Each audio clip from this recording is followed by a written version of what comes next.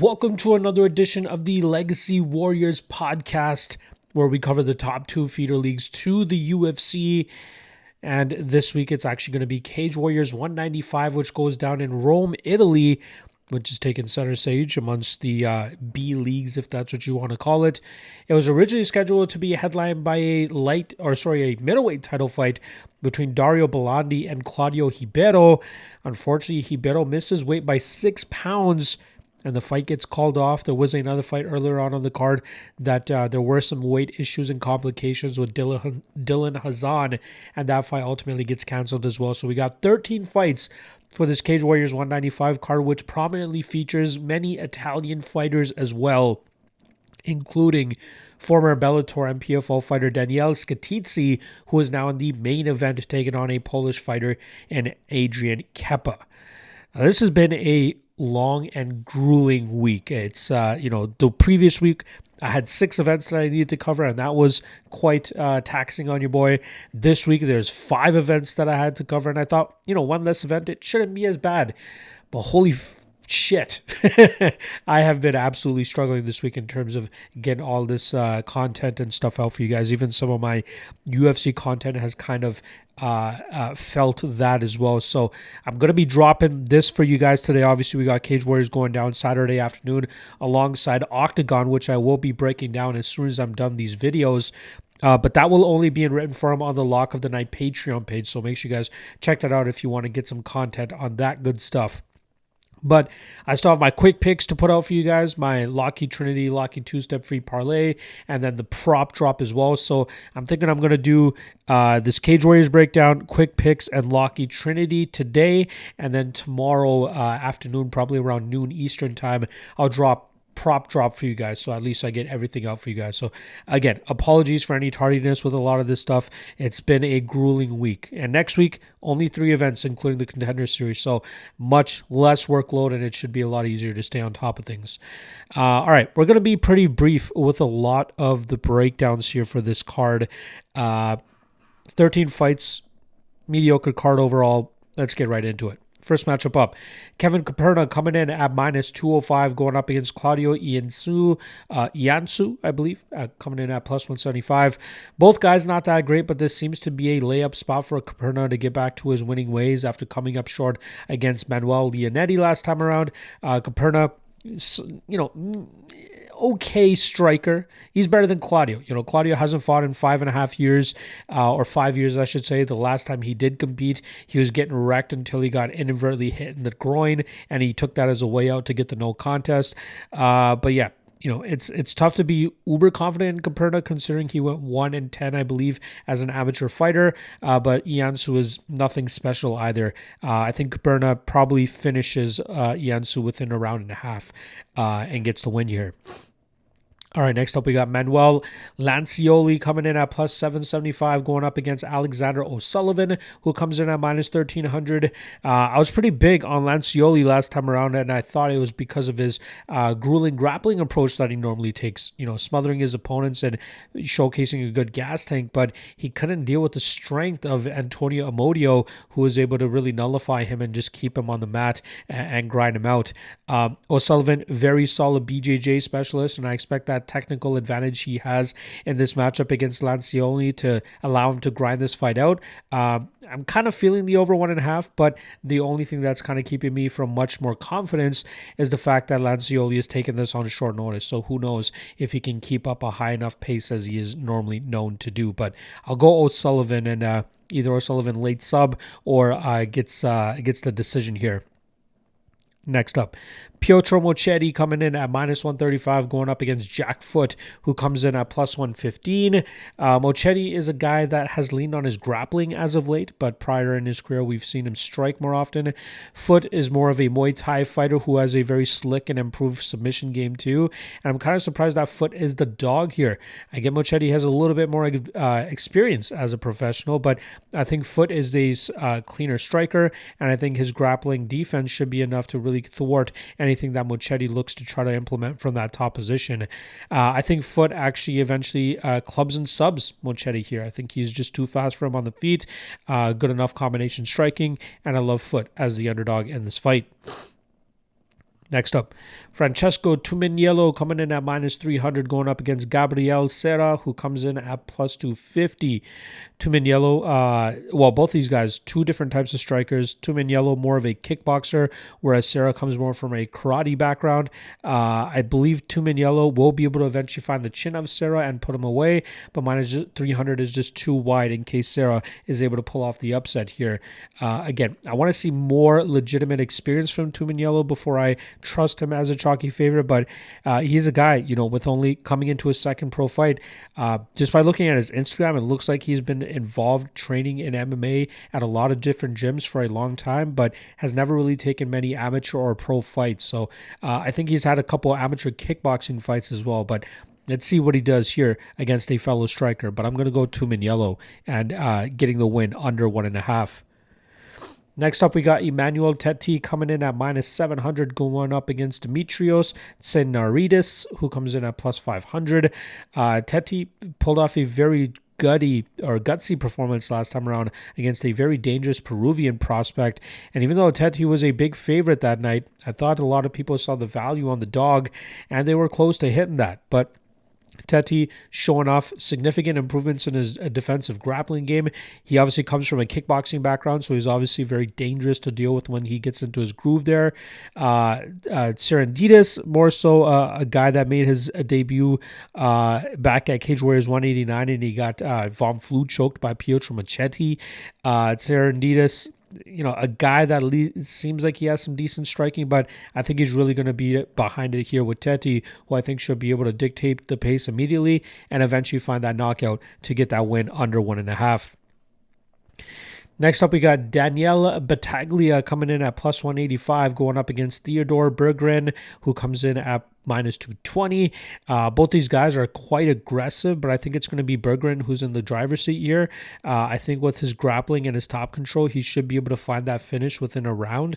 I actually like the under 2.5 in this spot because Berggren has known to slow down, and any fight that's gone out of round one, he ends up losing. So I wouldn't be surprised if he can't get the finish here. Maybe Battaglia starts picking it up in the second and third rounds and produces a finish as well. So tough to get behind the chalk on Berggren given his style and his gas tank issues, but the under 2.5 around minus 150, if you like Berggren, you think he probably gets the early finish here.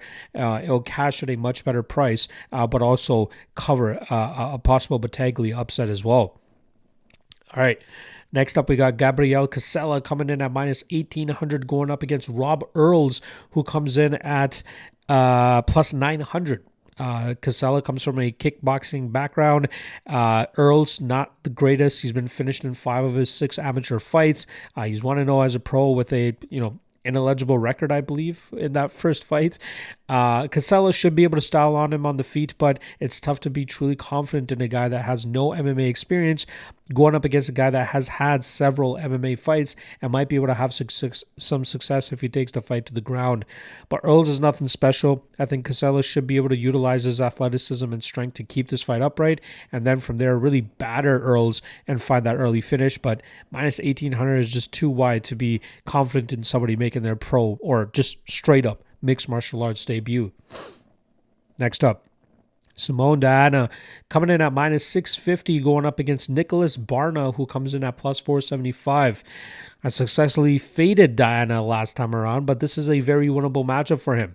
I think he's a superior grappler to Barna, and that should allow him to get to some dominant positions and really grind this fight out. Barna is very tough to put away. And he really was struggling against Giuseppe Ruggeri last time around. But I expect Diana to be in the driver's seat for the most part, from his striking to his grappling. I think it's really going to be that latter part of it, the grappling and control, that allows him to win this fight. I like the over 1.5 because I think Barna is tough to put away, and we'll see Diana probably take this to the scorecards. He will threaten with a few submissions, but for the most part, I expect Diana to just accumulate a lot of control time and win this fight on the scorecard. So, again, I don't mind Diana at the chalk. I don't mind his over 1.5 either as well. Next up, we got Luca Barando, going up against, coming in at minus 220, going up against Tariel Abbasov, who comes in at plus 185. Now, both these guys are two guys that normally rely on their grappling to try to smother their opponents and eventually work to finishing positions.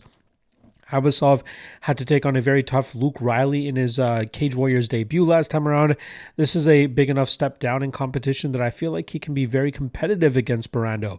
Plus 185 is a great line. I expected a lot of this fight to be taking place in the clinch and both guys looking for grappling success. I think Borando may be a little bit more effective if he tries to get some space and tries to get off with his striking, but Abbasov is so good in terms of engaging in the clinch and continuously chaining wrestling attempts together and takedown attempts that I think it's going to cause Borando to be on the defensive more often than not.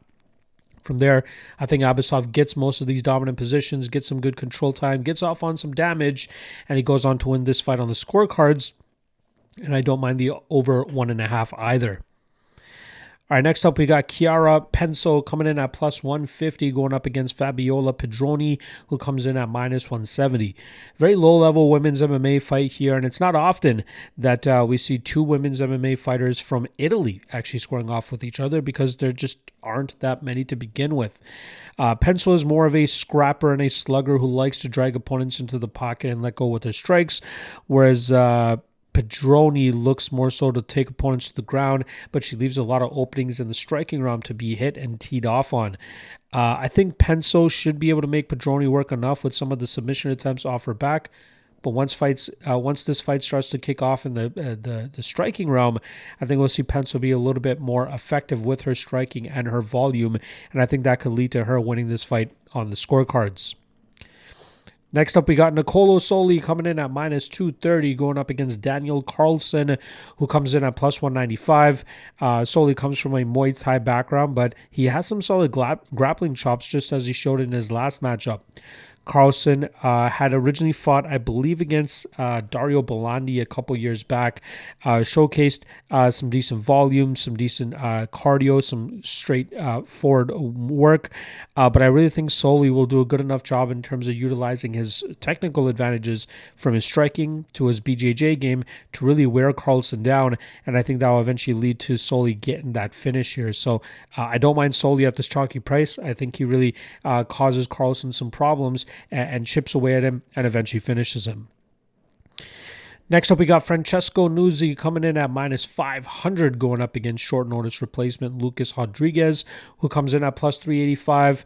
Nuzzi looking to bounce back after having his long winning streak snapped last time around by Mando Gutierrez under the PFL banner. And that was a fight where he got caught in a choke and was forced to tap. Nuzzi normally likes to tread at distance and utilize his long-range weapons, and I feel like he should be able to do that effectively here against Rodrigues, but Rodrigues is just not going to roll over and let that slide. He is a decent all-around fighter, has some good experience, can take fights to the ground and have some success there, and that's obviously where we've seen Nuzzi struggle in the past. So I would think twice about parlaying Nuzzi at minus 500. I wouldn't mind a little bit of a shot on Rodrigues if I'm being honest, but I honestly think that we'll see Nuzzi pick apart Rodrigues from distance, maybe find a late finish or just win this fight on the scorecards, but minus 500 is not a line you should be playing. And that brings us to the main event now between Daniel Scatizzi, who comes in at minus 450, going up against Adrian Kepa, who comes in at plus 350. Now, Scatizzi, longtime guy with Bellator, now with Cage Warriors. Obviously, clear grappler versus striker matchup here. Striker. I think it makes complete sense for the grappler Scatizzi to be a big favorite, considering 8 of Kepa's 10 losses have come by submission, and it wouldn't be surprising at all, considering how aggressive Scatizzi normally is with getting fights to the ground, that he should be able to catch Kepa once again. I don't mind the under 1.5 at plus money either here. You know, I think that Scatizzi can get to a finishing position pretty quickly, considering the lack of grappling defense we often see from Kepa. So look for Scatizzi to really start to run over Kepa once he gets that takedown, advance to a dominant position, and I think from there he'll eventually find that submission and get the win. So give me Scatizzi by sub, and the under 1.5 is not a bad spot to shoot either. There you guys go. Cage Warriors 195 breakdowns in less than 15 minutes there. I'm going to get this out for you guys ASAP so you guys can get this information real quick. Again, I already have my track plays and final plays. I'll have it in the comment section below you so you guys can just click that link and get right to the plays. So make sure you guys check that out. All right. A ton of other UFC content still dropping out. Like I said, I'm going to do the quick picks later today, Locky Trinity later today, and then Prop Drop will drop tomorrow. So stay tuned for all that good stuff. And again, OKTAGON, 77 breakdowns, strictly on the Lock of the Night Patreon page, and final plays will be posted there as well. All right, I'll see you guys in a little bit for the quick picks. See you guys then. Peace.